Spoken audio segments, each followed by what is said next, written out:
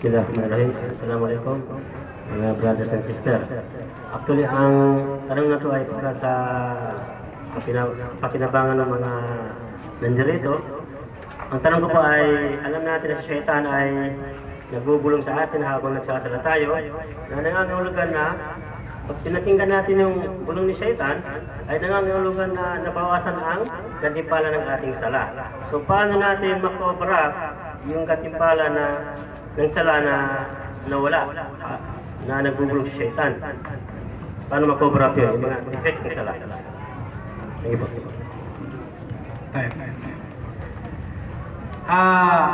Yan po ang trabaho ni Shaitan, ha? Ibig sabihin, buhat na ikaw ay magtakbiratul ihram, Allahu Akbar, nandyan na siya kaagad.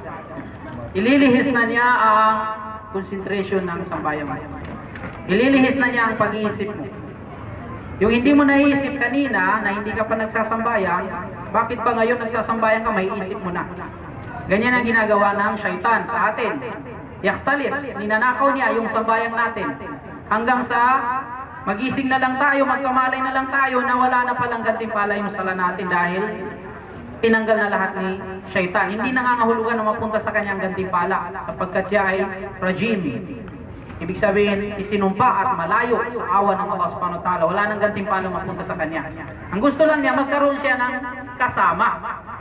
Magkaroon siya ng kasama upang ipanggatong din sa neraka. Kaya tatanggalan niya ng reward yung sambayang mo. Ninanakaw niya yung sambayang mo, sabi ng propeta sallallahu alaihi wasallam. Ang isang Muslim, natural na yan sa atin. Sa tuwing na tayo ay nagsasala, naiisip natin ang iba't ibang bagay. Pero dapat labanan natin ito. Ibalik natin ang ating concentration sa pagsasambayan. Kapag nailihis ang ating mga kaisipan, ay pilitin natin itong ibalik. Kumbaga, isipin mo na ikaw ay nagsasala. Isipin mo na kaharap mo ang Allah subhanahu wa ta'ala. Ngayon, kung hindi mo pa kaya, dahil matindi ang tukso ni Shaitan, naiisip mo yung negosyo mo, naiisip mo yung ginagawa mo. Gaya ng sinabi natin dito noon, yung mga comments mo sa Facebook ay naiisip mo ano ang sasabihin mo pa uli, ha? So yan, gawain ni Shaitan yan. At kapag naramdaman mong patuloy pa rin, na parang tinatanggal niya yung kataimtiman sa pagsasambayang mo, may tinuro sa atin si Propeta sallallahu alaihi wasallam na gawin natin. Unang-una, mag-isti'ada. Humingi tayo ng kalinga sa Allah subhanahu wa ta'ala laban sa kasamaan ng Shaitan. Sabihin natin, a'udhu billahi min khinzab. Dahil sa khinzab yung Shaitan na yan, na naitalaga sa sala, khinzab ang pangalan niya, ayon kay Propeta sallallahu alaihi wasallam. So magpakupkup ka sa Allah laban sa kasamaan ng khinzab o kasamaan ni khinzab. A'udhu billahi min khinzab. Ako ay nagpapakupkup sa Allah laban sa kasamaan ni khinzab, yung Shaitan na yan. Ngayon, kung hindi pa rin, naiisip mo pa rin yung comments na naiwan, ha? Na nasa Facebook, hindi pa rin titigil yung kanyang tukso. Pangalawa, na gagawin mo ay dumura ka sa bandang kaliwa. Yung dura na walang laman na tubig, laway, ha? Hindi pwede magkaroon ng laway. Dahil kung may katabi ka, nagjamaa kayo, ay gulo ang mangyayari pag tinuraan mo siya. Ha? So, yun. Sabihin, lumingon ka sa kaliwa, napa. Ganyan, 3 beses.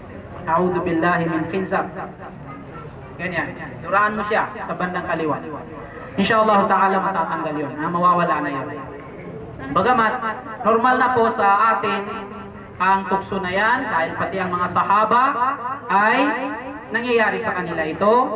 Kaya nga nung sinabi natin dito noon, hinamon ng propeta sallallahu alaihi wasallam ang mga sahaba, sino sa inyo ang kaya niyang magsambayang mula umpisa hanggang pagkatapos niya magsala ay hindi niya naibali ng kanyang kaisipan sa pangkamunduhang bagay.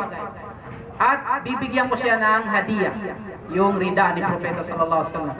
o anumang hadiah na ibibigay ng Propeta sallallahu alaihi wasallam. Nag-aagawan sila, sabi ni Ali, ako po ya Rasulullah. Nagsambayan si Ali ng 2 raka. Mula umpisa, napaka-ikhlas ng mga sahaba. Kahit lahat ng umat ni Propeta sallallahu alaihi wasallam ihambing ang ibada nila sa isang sahaba lang, kahit yung dulo ng daliri lang ng isang sahaba hindi paabot ng ibada natin. Ganun kataas ang ibada ng mga sahaba. Lalo na si Ali radhiyallahu ta'ala anhu, ikapat na khalifa. Habang nagsasala siya, 2 raka, nung malapit na siyang magsalam, naisip niya yung regalo, hadiah ni Propeta Muhammad sallallahu alaihi wasallam. Kaya nung magsalam siya, sabi ng Propeta sallallahu alaihi wasallam, ano ya Ali, nakayanan mo bang isagawa ang sala na hindi mo man lamang naibaling ang kaisipan mo patungo sa pangkamunduang bagay? Sabi ni Ali radhiyallahu ta'ala anhu, muntik na. Magsasalam na ako, pero dahil sa hadiah na ibibigay mo, naisip ko yun bago ako nagsalam. Kaya hindi pa rin ligtas. Ibig sabihin, nandyan na yan. Yung tukso na yan sa ating sala, si Shaitan gawain na yan, pero labanan natin, kagaya nung sinabi natin ng mga pamamaraan. At tinatawagan natin ng pansin si Akbais, basahin mo yung mga katanungan dito para naman magkaroon ka ng papel. Doon sa katanungan na yon, bilang dagdag sa sagot ni Ustaz, alam natin na walang walang naka-perfect ng sala. So yung mga nawalang gatimpala na sala habang nagsasala tayo, yun ay makukuha natin sa pamamagitan ng pagsasala ng mga voluntary prayers. Alam natin na sa Day of Judgment, titingnan ng Allah subhanahu wa ta'ala ang ating sala, kung ito ay walang bawas, walang defekto, at inshallah kung walang defekto, walang bawas, ito ay papasa sa Day of Judgment.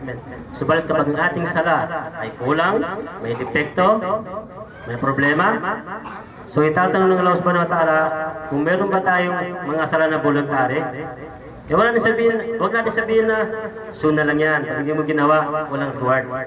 Natin pwede sabihin yan. May mga time na ang sunna ay nagiging obligado. Dahil ang sunna na yun ay pang-cover up ng mga sala na obligado.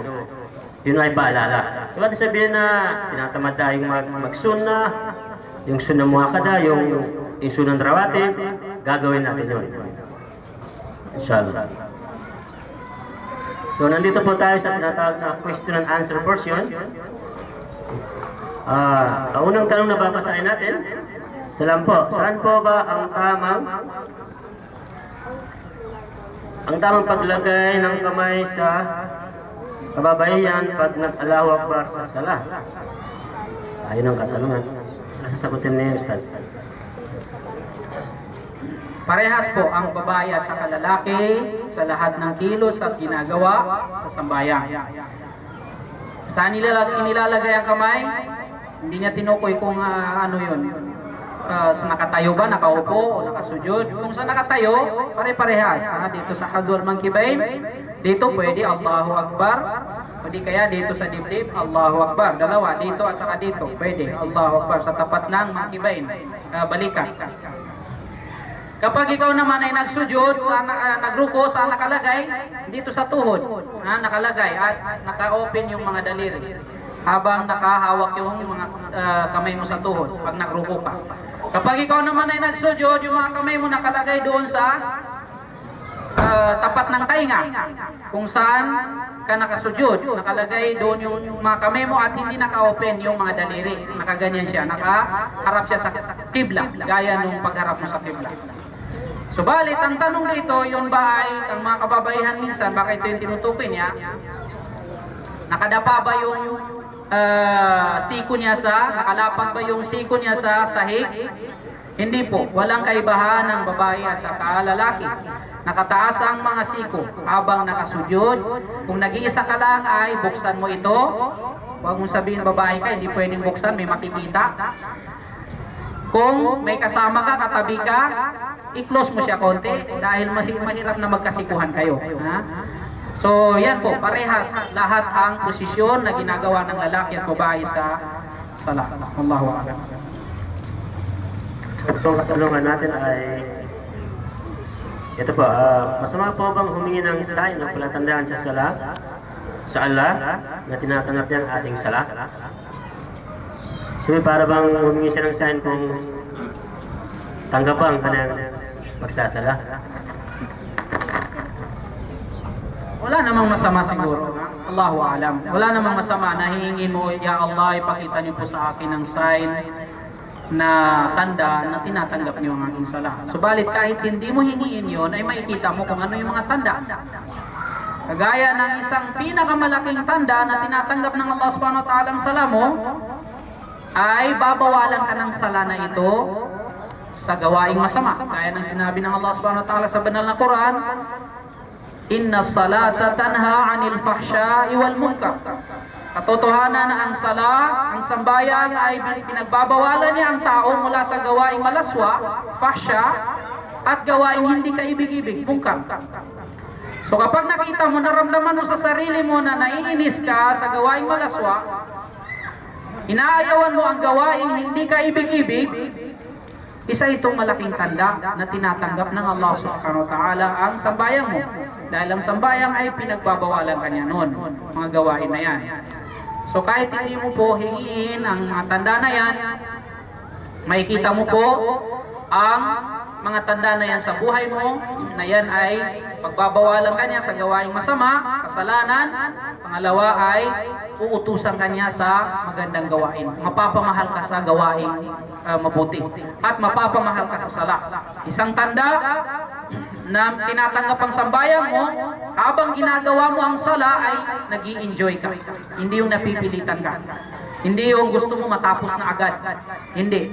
Kundi nag-i-enjoy ka sa pagsasambayang. Gaya ng Propeta sallallahu alaihi wasallam, sabi na, "Waju'ilat qurratu 'aini fis salah." Inilagay ng Allah na bulaklak ng aking mga mata ang sambayang. Pinakakaibig-ibig na gawain para sa aking mata ay sala.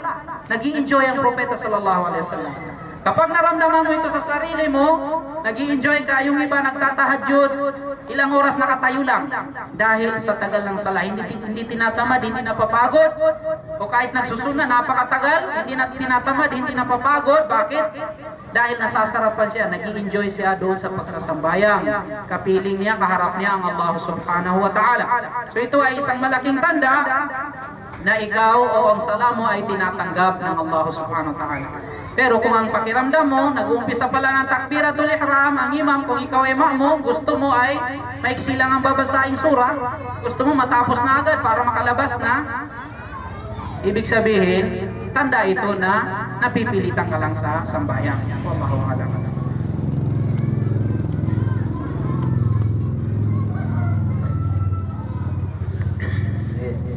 Sunod po ng katanungan, salam. Ustad, alam ko po na mali mag-family planning o gumawa ng family method. Pero ginagawa ko pa rin dahil hindi pa po ako handa magbuntis ulit o manganak. Isa pa, ibig ko pang magpatuloy ng pag-aaral. Kesa naman po, maisipan kong magpalaglag. Mawawala po bang saysay ang ating mga ibadah dahil dito?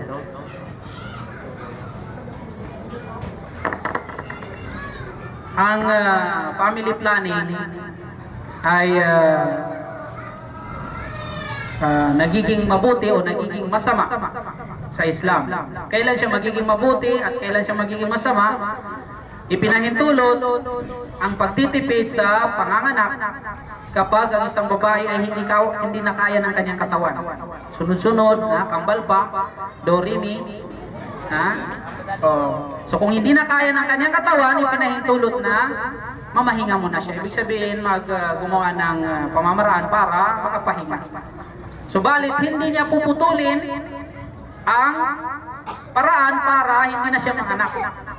Kasi hindi yun ang pamamahinga. Napuputulin mo na yung gumawa ka ng paraan para maputol na ang panganganak mo. Hindi ka na manganak kailanman. Masama ito. Kundi mamahinga lang 1 taon, 2 taon. Yung nagtanong, isa lang ang anak niya, ayaw pa niyang mga anak muli, o ilan ang anak niya pero ayaw pa niyang mga anak muli, wala namang dahilan kundi gusto pa niyang mag-aral, o ayaw lang niya, hindi po ito mabuti.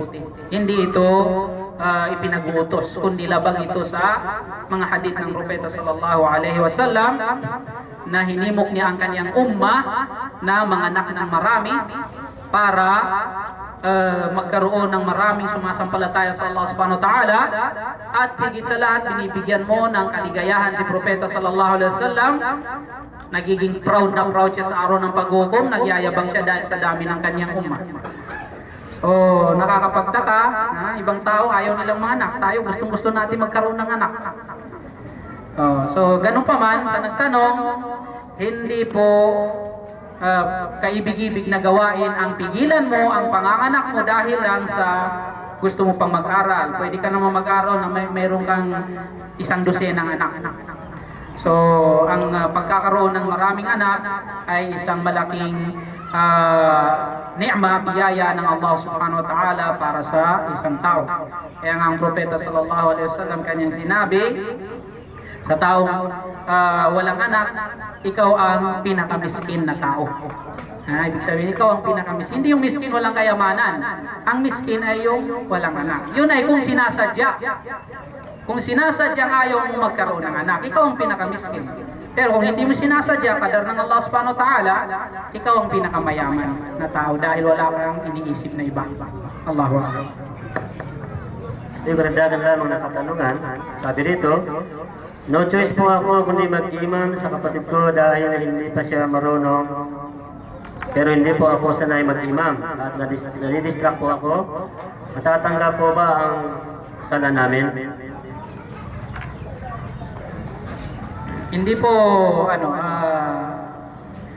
nakakasira ng sambayan yun. Kasi parehas lang, mag-imam ka man o hindi ka mag-imam, kung gano'n na talaga ang sambayan mo, hindi ka gaano marunong, ay yun na yung sambayan mo. Ang dapat sa iyo, mag-aral ka. Dapat sa atin, mag-aral pa lalo para makabisado natin, ma-perfect natin ang mga sinasabi sa pagsasambayan. Ngayon, ang pag-iimam sa kapatid mo, walang masama doon. Lalo na kung babae kayo lahat, nagsasabay kayo magsambayan sa bahay, walang masama doon. Maganda yon.